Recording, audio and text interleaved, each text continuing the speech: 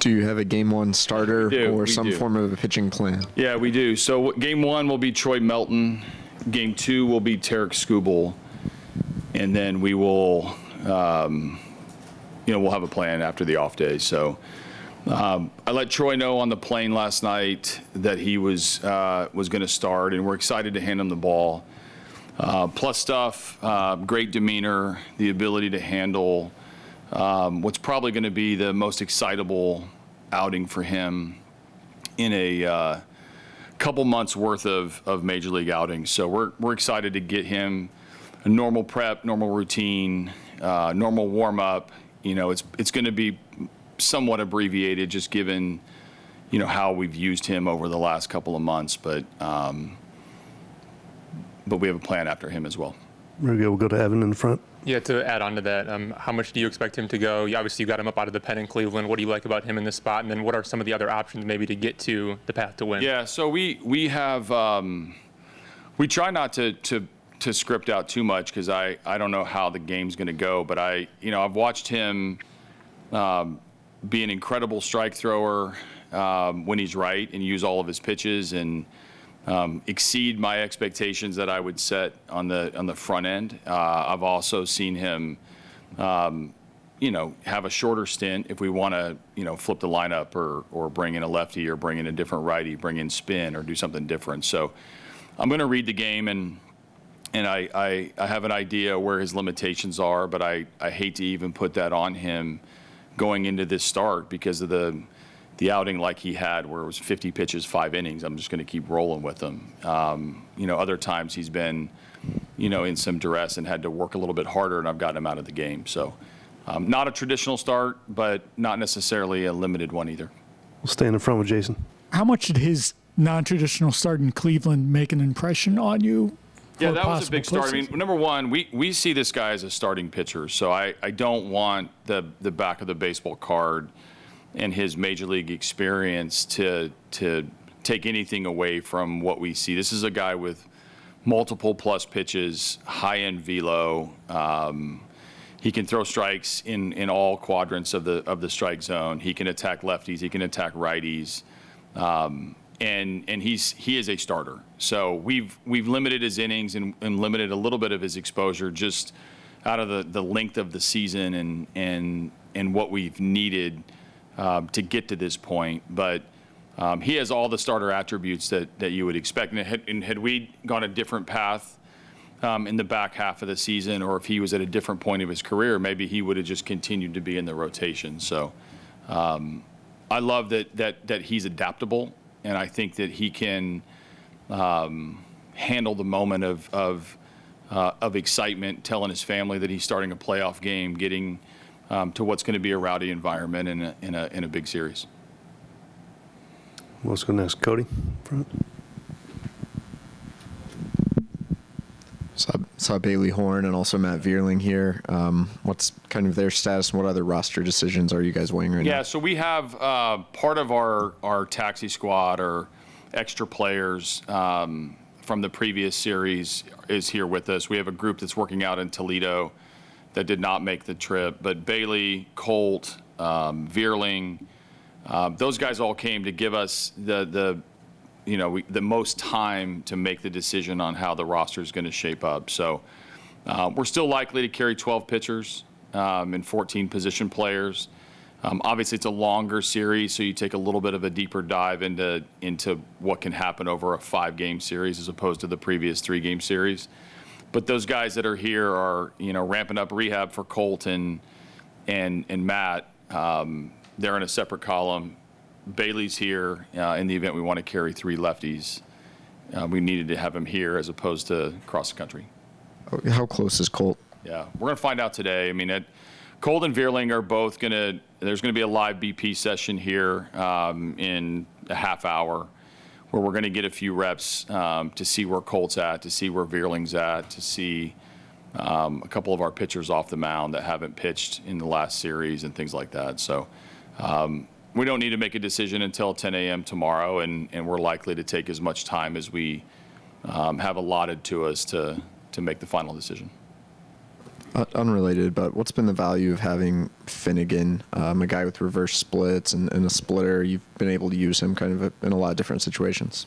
Yeah, so Finnegan is, it's amazing when you acquire somebody at the deadline, with a history. And so that history would suggest, we were looking at the back end of the game and working back towards the middle. In reality, when we acquired him, we just liked him as a high-end quality pitcher when it mattered the most. And in the regular season, that doesn't always mean the 5th and 6th and 7th inning or even bridging multiple innings, but he has the ability to do that. He has endurance, he has plus stuff, he can handle both-sided hitters, and he has like big moment experience. So the closing experience just gives you the confidence that he's going to be able to handle, the pressure of the situation. So in the previous series, we used him creatively just to get us to bridge the game and keep it where it needed to be, as if that was the closing situation.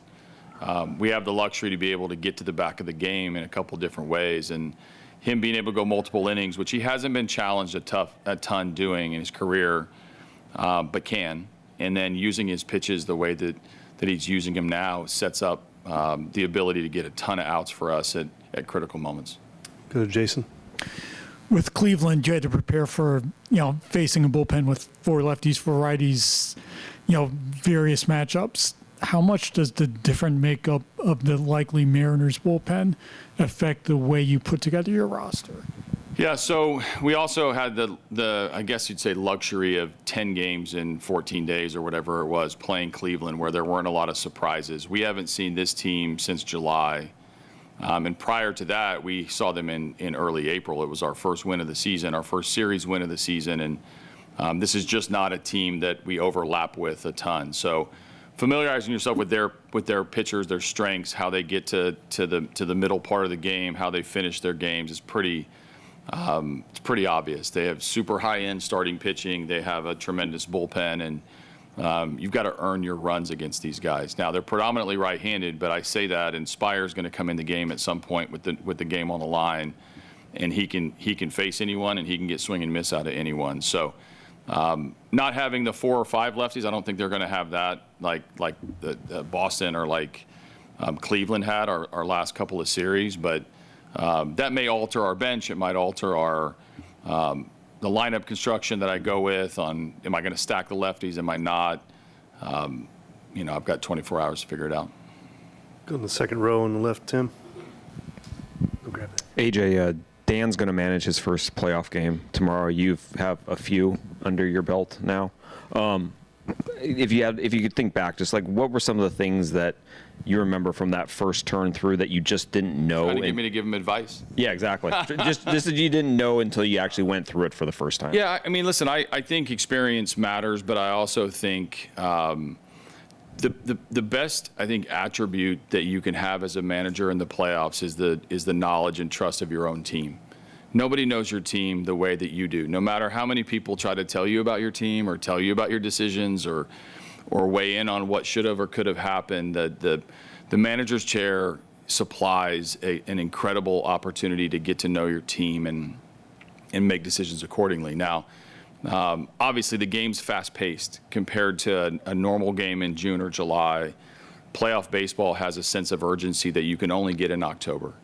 And that comes with decision making. It comes with seeing your players under this pressure for sometimes the first time, which is something Dan's going through. And I'm fortunate that on this team, we have played a lot of playoff baseball, to date. We had the opportunity last year. We've had the opportunity this year, and so everybody has their own style or their own belief on what playoff baseball means. For me, I think I see it as an opportunity more than stress or pressure or anxiety-filled days. It's the best time to play baseball.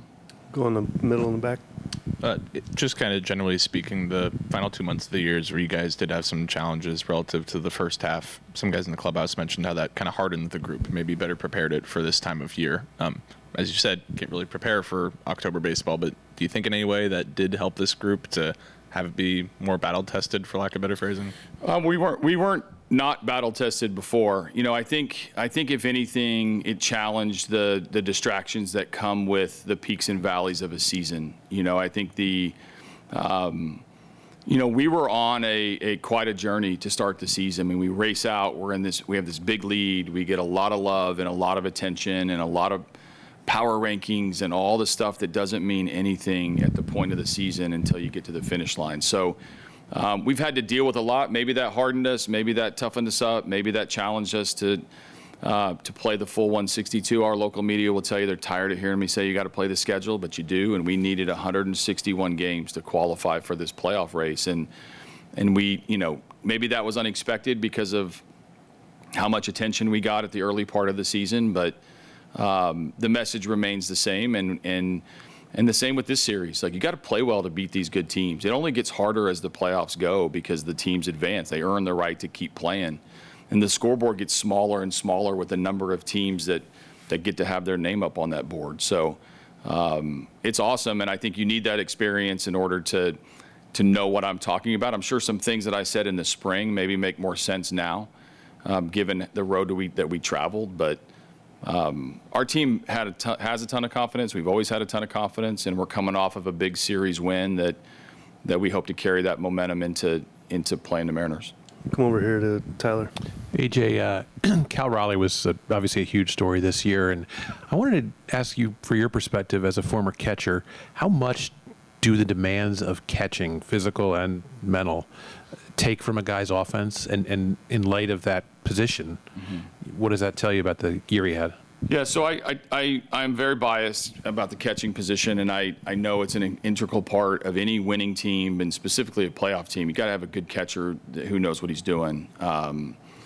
When you have an offensive catcher, I feel like so many times, so many of us in the game label a guy an offensive guy or a defensive guy, and Cal is just a catcher, man. He's everything, and so for him to be able to separate the physical demands and the mental demands of that position, I have the utmost respect for, because he's not allowed to have a slump on both sides at the same time. You can struggle on one side or the other and probably feel okay about yourself going home having contributed somewhere. But I'm amazed at the ability to maintain two swings, an entire pitching staff, the weight of an entire organization after signing a big deal, and posting every single day with the foul balls, the balls in the dirt, the fatigue, the travel from Seattle. I don't want to love on him too much because I want him to have a miserable series, but I do want to offer a ton of praise to someone who has answered the challenge and the demands of the job at the highest level that I've ever seen in my years in baseball. It's a remarkable season, and he should get all the praise. Go on the left to Ryan. AJ, Will Vest was a guy that the Mariners selected in the Rule 5. I'm glad they gave him back. And some of the guys over there talked about that was one of the worst decisions they made. It was a roster kind of thing. How have you seen him grow? He was very talented, but very inexperienced when he was here. How have you seen him grow? Yeah, I think when you look back at decisions like that, I think it's really easy now, because you wish that, I'm sure the Mariners would love to have this version of Will Vest right now, but how many years ago was that? 3 or 4 years ago. I mean, he's grown a lot. He's matured a lot. He's been optioned to the minor leagues after being in the big leagues since then. So I don't want to ease off on the Mariners too much, but we are getting the benefits of a guy who had to run that race or walk that path, and he's worked his tail off to get there. So he's grown because he's been challenged. He's been challenged to find a secondary pitch for left-handed hitters. He's been challenged, and he's found 2 of them. He's got a good slider. He's got a good changeup. He's been challenged in a variety of roles. Oftentimes the non-glorious middle reliever, where he's coming in and looks good but isn't quite getting the love of a back-end reliever. I think that's an area of growth for him. Now he's in the back end. I stopped just short of calling him the closer, yet I close him almost every game. That comes with added responsibility and added attention when all of a sudden you do have an off day, or you do have a bad pitch, or you do get hit around. So this version of Will Vest is a legit, bona fide, high-end, trustworthy reliever who you want to have the ball in your hand with your fate determined by his ability to execute. And I know his time as a Rule 5 pick and coming to Seattle is part of that. And you know, the way the rules work and the way that we were able to get him back is good for us because we've needed him and we've used him.